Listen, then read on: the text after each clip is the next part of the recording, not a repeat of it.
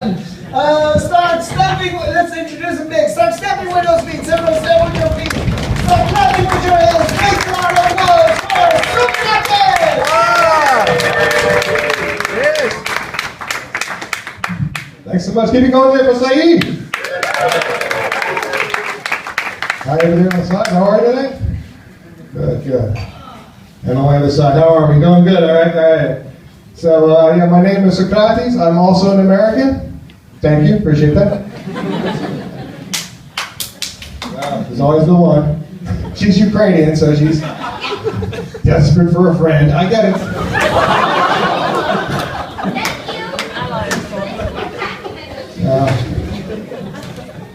I've spent the last couple of years alone. It's sort of like a house arrest that I didn't do anything wrong that I know of, but I'm trying to get used to the world again.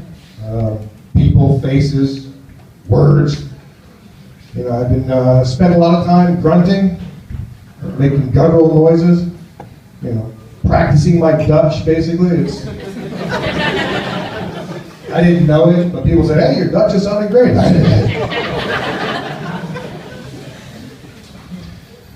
So I'm finding the whole world is difficult now. I'm finding everything a bit confusing, but like I say, I'm starting with words. You'll notice that they're not, you know, right there. I need words. I don't know what they are, but I'm looking for them. I think it's weird, the whole idea of words. You make a noise and people decide this all means something, you know, like this. You're deciding it means that. Somehow that makes sense. I don't know. You know, it's like the Germans, they brought us a couple things, you know, Nazism, you know. And also that wonderful word for enjoying other people's horror and misfortune.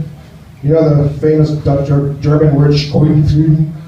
I can't pronounce it, you know, but when I say it, you know, a German person gets that feeling, you know, at my pain of the possibility of saying Schadenfreude or whatever it is. He knows what I'm talking about. But like the Dutch, they needed that word for a warm, cozy, wonderful evening, which is what this is so far. You know the word, you know, gezellig. You know, a very Dutch word, you know, because it starts with a ch, ends with a ch. Got a zel in the middle there. The word itself is geweldig, which is awesome, which is what that means, you know, because again, it starts with a ch, ends with a ch. And it's got that ch in the end there, which is kind of cool, the geweldig. It is geweldig. I don't know, but all Dutch, you know, I think the guy that actually helped to design the Dutch language, he also invented the lozenge. You know, I think his name was Hofman. I don't know. I'm not really sure. But, you know, the Dutch, they love their diminutives, you know, the world's tallest people, but everything's got to be small, you know. You know, if you ask a question, it's a vraag. Because, of course, it's got to have a chach in there somewhere. But they don't ask a vraag, they'll ask a vraagje, a little question. They don't stop there. No. They ask an even vraagje, a little tiny question. And the person who you ask this even vraagje to, you know, they'll want to look up to you, so what they'll do is they'll be a little anti-Semitic and they'll kijk. The Dutch love to kijk. You know, which is very anti-Semitic if you realize that it's another word, but nonetheless, but they don't just kijk, they'll go for the kijkje. And again, they don't stop there, they go with that. Lady, do I have cancer? Don't I have cancer? Just answer the question. I don't know. I find this whole thing difficult, like I said. So I was in Greece recently, and if you pick up any Dutch whatsoever, it does not help in Greece at all. It's a complete detriment, in fact. I said some Greek word, like, I don't know what it was, but it was like agapimo, which is like, I love you. But in Greek, it would be like agapimo. But if you spend time in Holland, you'll say agapimo. And your family will say the worst thing they can say to you, which is, you sound German. I mean, you sound Dutch. Okay, I can say, yeah, I'm learning Dutch, and I sound a little Dutch. No, you sound German. Ugh. It's horrible. You know, my cousin asked for something, I handed it to her, and she said thank you, and without thinking, I said, graag gedaan. Graag gedaan, which means, you know, pleased to do it, basically, pleased to do it. And she looked at me like I was ill, you know. that I need a doctor. There was something wrong with my, was I having a stroke, basically? And I said, no, I just spoke Dutch, And they asked, what did you just say? And I said, "Graag gedaan," and I explained what it meant, and they all started laughing at me. I had 6, 7 Greek people. It's embarrassing. I just forget it. And they weren't proud of my abilities either. Nothing. I'm an American. I'm speaking another language. You should appreciate that. But as I was around this table with a bunch of Greek people, blabbing away in Greek, I became to understand that Greek is a language you speak in the front of your mouth. Papadopoulos, Acropolis, is on the lips and on the tip of the tongue there, etc. Whereas opposed to Dutch, we already know is in the back of the throat. Now, in English, or American English, you can actually do it differently. See, if you open your big mouth, then you get in trouble. And someone punches you in that mouth and breaks your jaw, you can then have your jaw wired shut, and yet it still doesn't matter. You can keep right on talking away.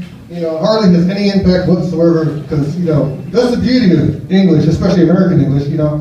We never know when to shut up, and nothing will ever stop us. So anyway, these are some things I noticed about language while I was sitting alone in my house and such. So we have, are you a couple by any chance? Or is this a brother and sister, mother and son, and father and mother? Father and son, yeah. I don't know, I'm telling you, I'm working on words. Give me a break up here, you know what I mean? A lot of pressure at the moment, Anything I say, this thing picks it up. It's hard, it's not easy.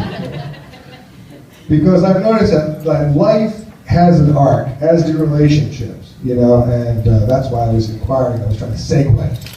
It's a professional thing you do on stage. And anybody else in a relationship? Anybody at the beginning of a relationship? Has anybody been in a relationship ever? Have you masturbated for a bunch of years? You know what I'm saying? It's still a relationship. That's my point.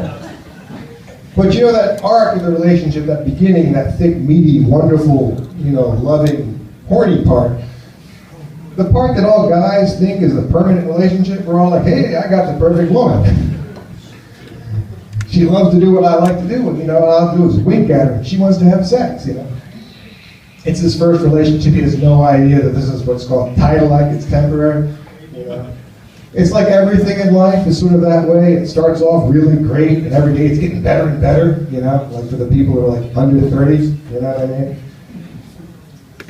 And then you find out that one day you realize that, hey, a couple years ago, I felt better, Like when I was 50. Yeah, because I'm 56 now. I was doing good at 50, I think I was still going up the meaty part of the curve. And 56, I think it's a whoa. Because you try to stop, you try to slow down, and it's you just, careening on the other side of the bridge. So it's the arc of life is what I'm saying, and like some sets have arcs as well, but I don't know. So anyway, I try to come, so I came to the Netherlands, so it's a little stupid thing, whatever, but I came, it's like, why did you come to the Netherlands, I moved to the Netherlands for the food, but I stayed for the weather, I appreciate that, Well, part of the idea was that it was funny, so that's not really interesting. Of course, it could have been something that Said said to it too. So you just don't know. Anyway, I'm going to keep working on my words. These were a few of them. I'm going to say now the end of this, which is, my name is Socrates. You guys are great. Give it back up for Steve. See you next time.